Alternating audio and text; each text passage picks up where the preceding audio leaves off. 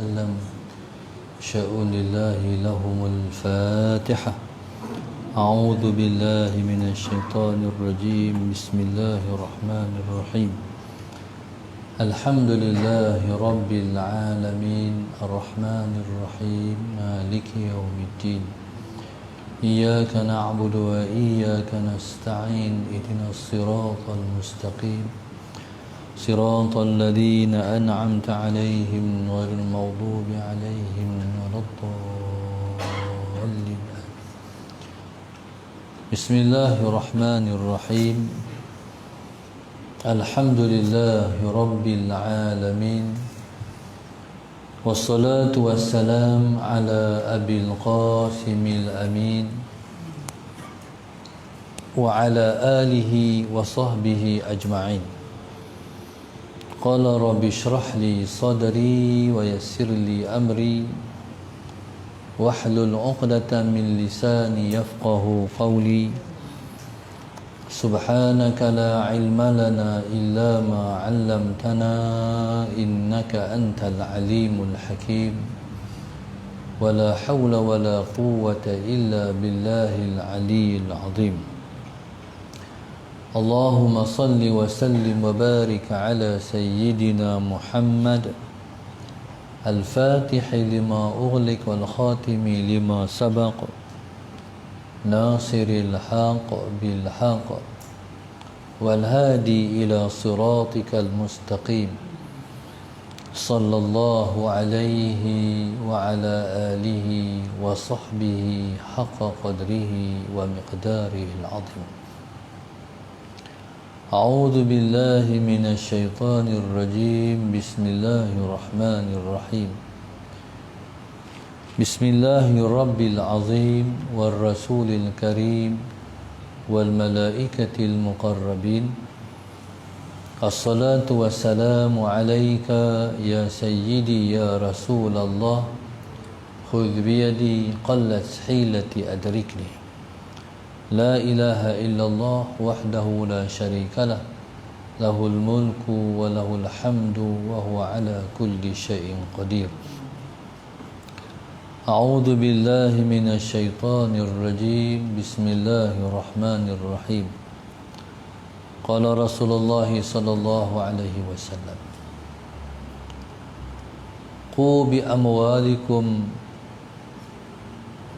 عن أعراضكم وَلْيُصَانِعْ أَحَدُكُمْ بِلِسَانِهِ عَنْ دِينِهِ. Rawahu Ibnu Asakir radhiyallahu ta'ala anhu. Nabi sallallahu alaihi wasallam, Nabi kita sallallahu alaihi wasallam bersabda, Allahumma salli ala sayyidina Muhammad qu bi amwalikum an a'radikum. Peliharalah keaiban kamu dengan harta benda. Wa yusani ahadukum bilisanihi an dinihi. Dan peliharalah agama kamu dan peliharalah oleh dan hendaklah memelihara oleh salah seorang kamu dengan lidahnya akan agamanya. Allahumma salli ala sayyidina Muhammad. Hadis diriwayatkan daripada Al-Imam Ibnu Asakir radhiyallahu taala anhu. Nabi kita sallallahu alaihi wasallam bersabda, qu bi amwalikum an a'radikum. Peliharalah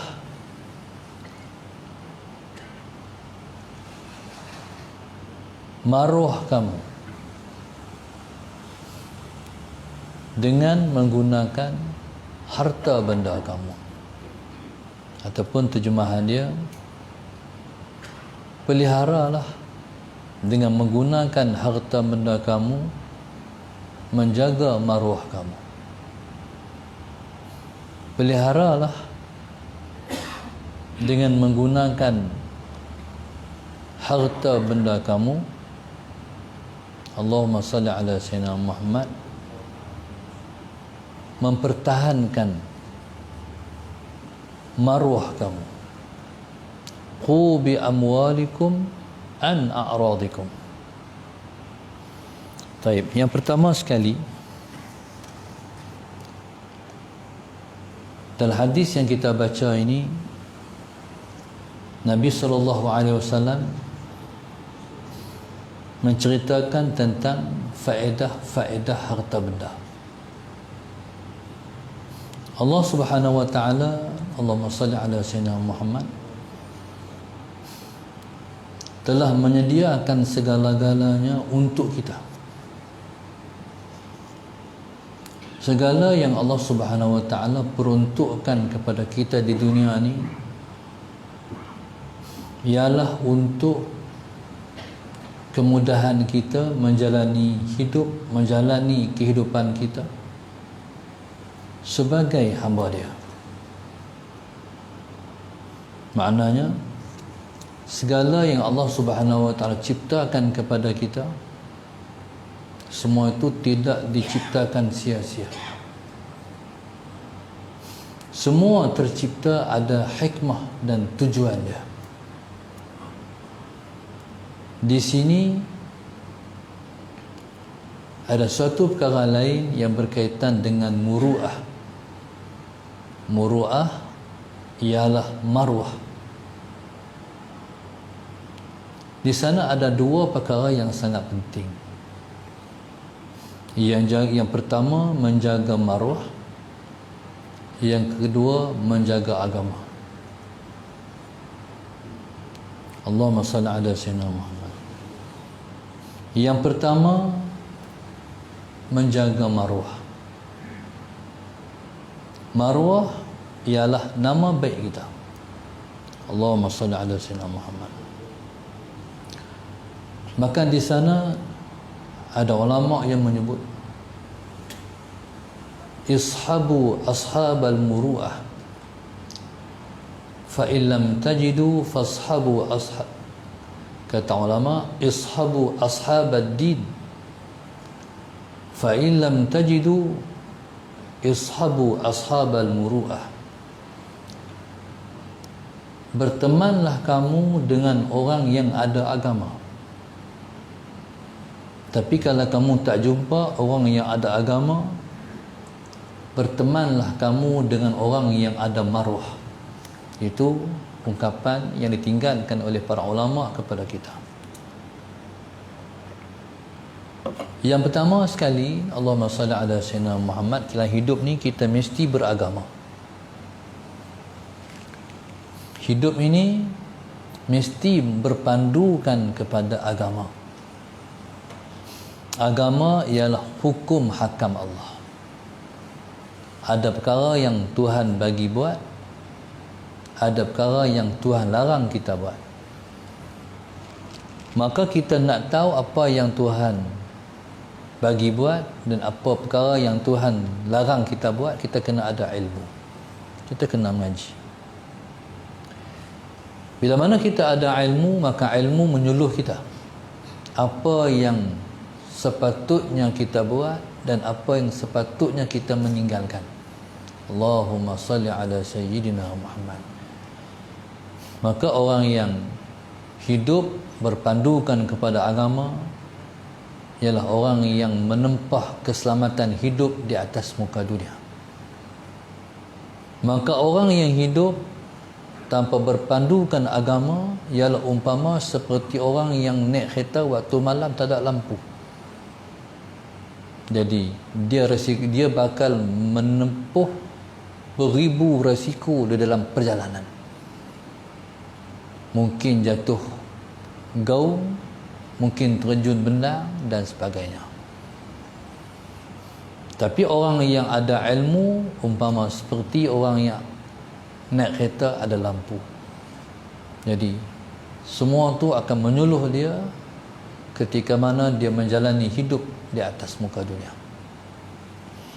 Baik, maka kata ulama, bertemanlah kamu dengan orang yang ada agama. Pasal apa? Kepentingan. Di mana kepentingan orang yang ada agama? Orang yang ada agama, dia akan menegur kita bila mana kita menyalahi peraturan dalam beragama. Sebab agama ni dia kena memperingati. Tengok kawan salah, kita kena bagi teguran. Kita salah, kita minta orang tegur pula.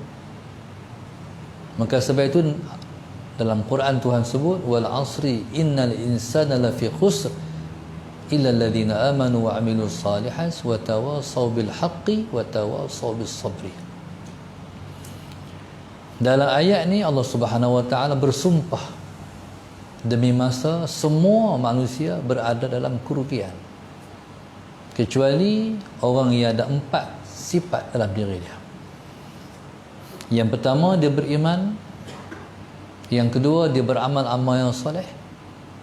Yang ketiga, saling berpesan di atas kebenaran. Yang keempat, saling berpesan di atas kesabaran. Kalau ada 4 sifat ni pada seseorang, maka dia tak rugi. Sebab Allah kata manusia semua rugi kecuali siapa yang ada sifat yang 4 perkara ni, insya-Allah. Dalam ayat ni Tuhan sebut wa tawasaw bil haqqi wa tawasaw bis sabri. Allahumma salli ala sayyidina Muhammad. Wa tawasaw bil haqqi wa tawasaw bis sabri. Saling berpesan dengan kebenaran dan saling berpesan dengan kesabaran. Mana hidup ni maknanya bila kita faham daripada ayat ni, kata kita faham kata hidup ni dia mesti kita, Allahumma salli ala sayyidina Muhammad, ingat memperingati. Maka orang yang boleh peringat kita kalau kita salah, yang pertama sekali ialah orang yang ada agama. Kalau orang tak ada agama, dia biar, dia sendiri pun tak berpedoman, dia sendiri tak tahu nak menjalani kehidupan beragama, macam mana dia nak pandu orang beragama? Tentu tak boleh. Allahumma salli ala sayyidina Muhammad. Taib. Itu pertama. Bertemanlah kita semua dengan orang yang ada agama. Tapi kalau kita tak jumpa dengan orang yang ada agama, cari pula orang yang ada muruah. Apa dia makna orang yang ada muruah? Orang yang ada maruah. Orang yang ada maruah ni macam ni. Orang yang ada maruah, dia malu kalau mana dia dipandang rendah dalam perkara akhlak. Makna orang yang ada muru'ah ialah orang yang ada akhlak. Kalau sebagai contoh di satu tempat yang orang yang ada harga diri tak ada, tiba-tiba kita ni piduk tempat yang orang yang ada harga diri tak ada tempat tu. Contoh, tempat orang tikam lubang ekor. Saya ni tak reti, kita ni bodoh. Satu malam tu Haji ni cerita 20 tahun lepas mayang maghrib, malam tu tak ada kuliah, lepas maghrib start motor pergi Pekan, duduk pokok senang. Sampai dulu ni tang tu tempat bas kona, pokok senang tu tang kedai roti canai tu. Tang tu ada Musa Sayyidina Muhammad, ada kedai gambar. Saya tu lepas daripada mayang maghrib start motor main Pekan pokok senang. Tengok penuh orang. Saya kata apa ni, accident ke apa? Langsung kona motor pergi tanya, pasal apa? Ada apa? Pakai duk mengelak semua. Rupanya lepas tikar rumah ekor. Spot tutup kot. Soalan Sayyidina Muhammad. Bodoh, saya tak reti. Jadi subhanallah, tempat yang macam tu jangan piduk-piduk Pergi duduk sekaki tunggu. Tempat tu tak boleh duduk. Nanti orang kata, apa tu haji tu? Pergi duduk, pergi tikam nombor ekor. Sebab ada orang tak malu. Ada satu orang tu imam dulu. Bismillahirrahmanirrahim. Waktu saya macam tak Mahmud dulu. Tu imam ni, dia imam masjid dan baca khutbah juga pada hari Jumaat. Petang-petang sebelum sampai rumah, dia tongkat motor, berhenti kedai nombor ekor, tikam juga dia pun. Saya kata, kita ni budak-budak belum mengaji lagi pun reti fikir, macam mana orang yang ada ilmu, kata ada ilmu lah tu imam kan, Allah Muhammad, tak segan silu, tak rasa segok, boleh tongkat gerek. Waktu tu zaman tu tu imam tak naik motor, tak naik kereta, main masjid jadi imam nak gerek. Macam mana boleh tongkat gerek pergi beli nombor ekor? Jadi mana apa, orang ni tidak ada muruah, dia tak ada maruah, dia tak rasa segan silu, dia dipandang tidak berakhlak. Itu dia panggil muruah.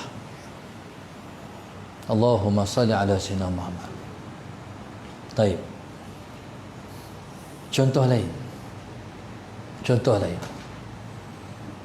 Orang agamawan ni, dia orang agamawan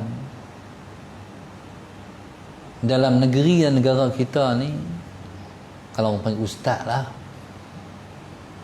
Ustaz ni paling kurang dia kena ada secotek kepiah atas kepala. Paling kurang. Allahumma salli ala sayyidina Muhammad. Dia panggil fiqh. Dia sebut dengan fiqh. Fiqh ni ialah suatu perkara yang kita buat untuk kita dipercayakan ilmu yang kita sampaikan. Allahumma salli ala sayyidina Muhammad. Fiqh ni tak sama dia antara setempat dengan setempat. Kalau di Malaysia ni, hak sebelum ni lah. Kalau hak lah kita ukuran kita tak tahu. Kalau orang kata tu ustaz tu ustaz, kepiah tak ada. Orang kampung soalan Sayyidina Muhammad, dia kata ustaz ke? Nampak macam cikgu? Faham tak? Jadi setengah-setengah orang kampung dia bertikai, kenapa ustaz tak berkepiah atas kepala? Setengah-setengah orang. Setengah-setengah sampai, ustaz tak berkepiah, cikgu berkepiah pula. Setengah-setengah orang. Tempat yang macam tu ustaz kena pakai kepiah. Tapi kalau satu tempat orang tak kisah. Walaupun kita tu masalah, contohlah kuliah maghrib, contoh kuliah maghrib ni. Seorang ustaz kita main tengok tiada mengajar, dia pakai jubah saja, kepiah tak ada atas kepala. Apa tuan-tuan rasa? Rasa pelik juga kan? Dia main mengajar macam ni, masalah saya nak pakai jubah saja, kepiah tak pakai, rambut sikat elok ya. Apa tuan-tuan rasa? Ustaz lupa kepiah apa? Kan? Tak, tempat ni kena pakai kepiah kalau macam tu. Allahumma salli ala sayyidina Muhammad. Ini untuk dipanggil penjagaan terhadap kepercayaan ilmu yang kita sampai. Tapi kalau tempat ini bukan negeri, ini bukan tempat, bukan negeri, bahkan negara macam Mesir. Mesir ni ulama alim 4 mazhab, rakyatnya tak pertikai sikit pun keilmuan dia. Mereka tetap menganggap tinggi keilmuan dia, sekalipun dia tak berkepiah atas kepala. Mesir negerinya tak kisah, jadi dia tak hilang fiqh sekalipun dia tak berkepiah atas kepala. Itu ukuran fiqh. Ingatlah dulu waktu mana kita budak-budak dulu, Tok Khotib ni kalau nak sembahyang Jumaat, orang akan saruk baju apa? Baju jubah hak hitam tu, hak bekah tu, ingat tak? Dulu juga Tok Khotib ni kadang-kadang orang tak bagi jubah tu, orang bagi serban hak kuning tu je. Ingat tak? Serban Mekah hak kuning tu. Ingat tak dulu-dulu? Jadi hak tu dia terima daripada Tok Khatib. Makna Tok Bilal ni dengan dia bagi tongkat, dia bagi sama sahabat tu. Ingat tak dulu? Jadi bila mana Tok Khatib tu, Allahumma salli ala sayyidina Muhammad, naik atas mimbar, dia buh atas kepala ataupun buh belakang ni. Kita ni, Allahumma salli ala sayyidina Muhammad, pergi jadi khatib di tempat tu, orang jemput. Tetapi bila mana orang bagi jubah tu, abaya ke? Pangah dia panggil apa? Pangah jubah tu jubah hitam.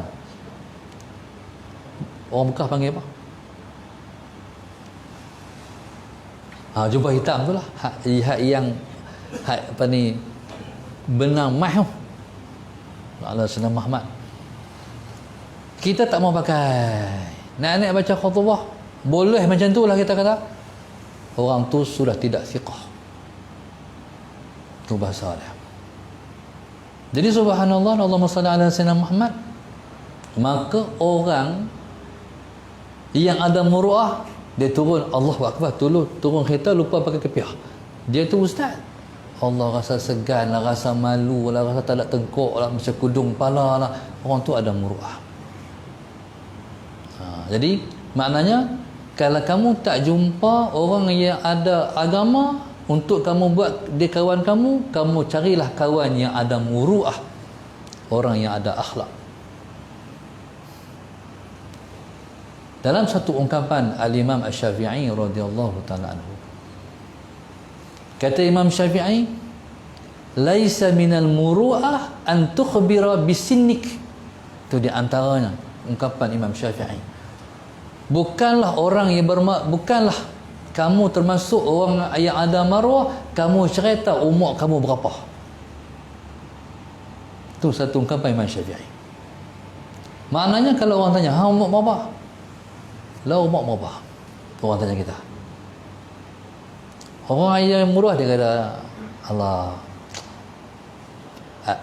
nak kata tua tak tua lagi, nak kata muda tak muda sangat. Berapa? Tak hebat, rahsia. Tapi kalau kita cerita, umur berapa?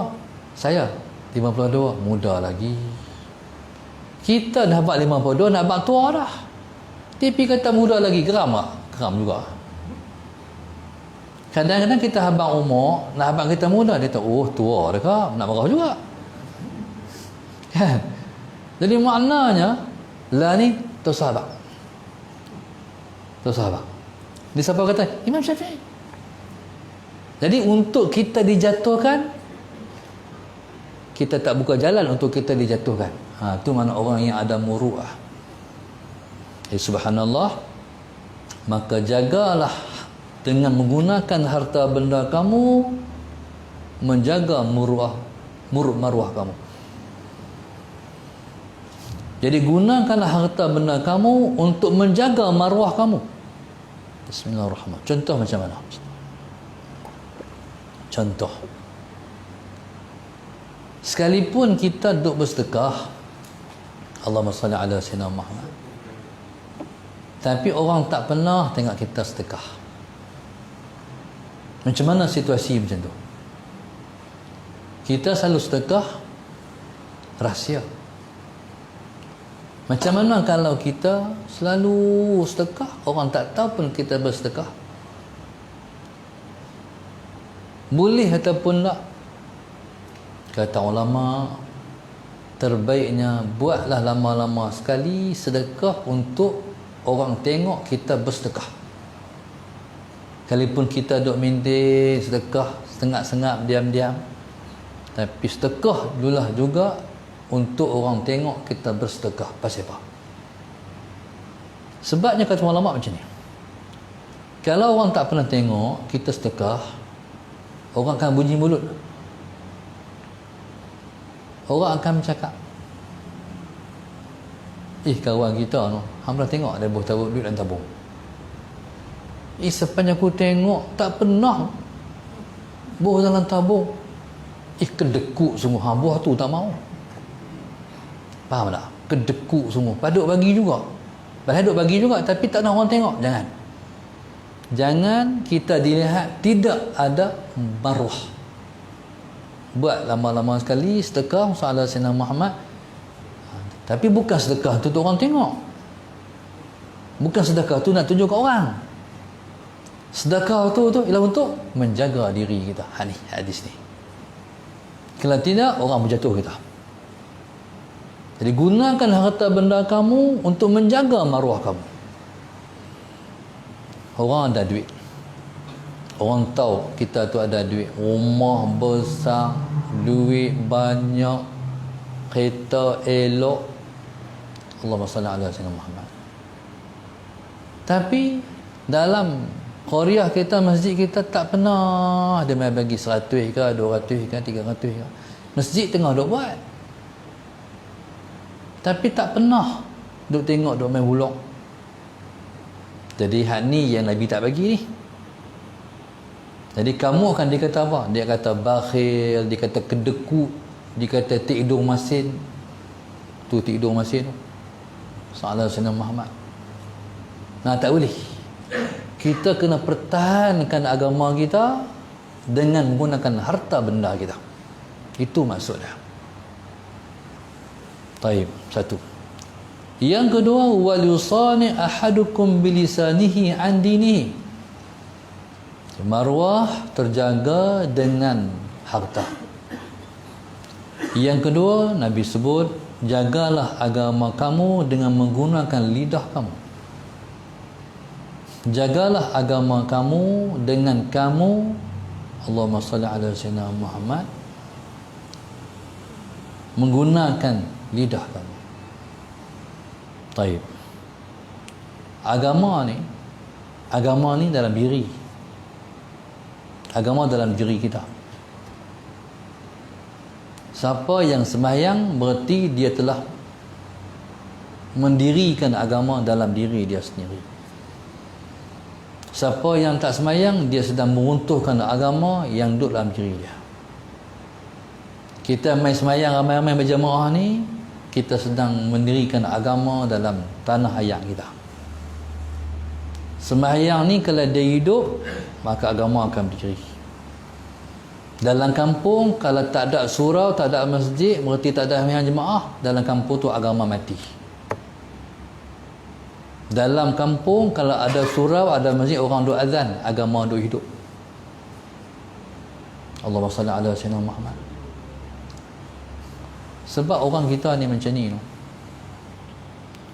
dia sebenarnya, orang kita ni, dia nak tengok orang tolong peridup, baru dia nak pergi peridup. Ada banyak tempat saya pergi. Allahumma salli ala sayyidina Muhammad. Orang ni, dia pergi masjid, tak ada orang jadi imam. Last tak pergi masjid. Sebab buah yang paling malas, yang paling tak mau sekali, kena jadi imam. Allahumma salli ala sayyidina Muhammad. Tapi kalau ada imam, memang tak apa. Dia bang tak apa lagi. Tapi jangan jadi imam. Allahumma salli ala sayyidina Muhammad. Jadi besarnya pahala orang yang peridup ni, peridup masjid dan surau, dia pergi azan. Lepas tu kalau ada orang yang mai, orang tu tak mau jadi imam, tak boleh jadi imam, dialah yang mengimami. Kalau ada orang jadi imam, maka seorang mai, dua orang mai, tiga orang, empat orang, lima orang, sampai surau tu hidup lah. Kalau imam tak ada, tak ada. Tu buah awal dia. Bila mana dalam surau, dalam kampung ada surau, orang peridup, berarti agama hidup dalam kampung. Tapi dalam kampung, kalau dalam kampung tak ada surau, tak ada masjid, lagi-lagi Allahumma salli ala sayyidina Muhammad, maka agama tak hidup. Orang akan bawa diri masing-masing. Bila ada surau, semua hidup. Allahumma salli ala sayyidina Muhammad. Kenuri hidup, maulud hidup, pengajian hidup, maka agama hidup. Jadi maknanya, agama kalau hidup dalam diri kita, berarti dalam diri kita berdiri agama. Kalau berdiri dalam kampung kita, maka agama berdiri dalam kampung kita, insya-Allah. Okay, macam mana kita nak jaga agama dalam diri kita ni? Cara nak jaga agama dalam diri kita ialah jaga lidah kita.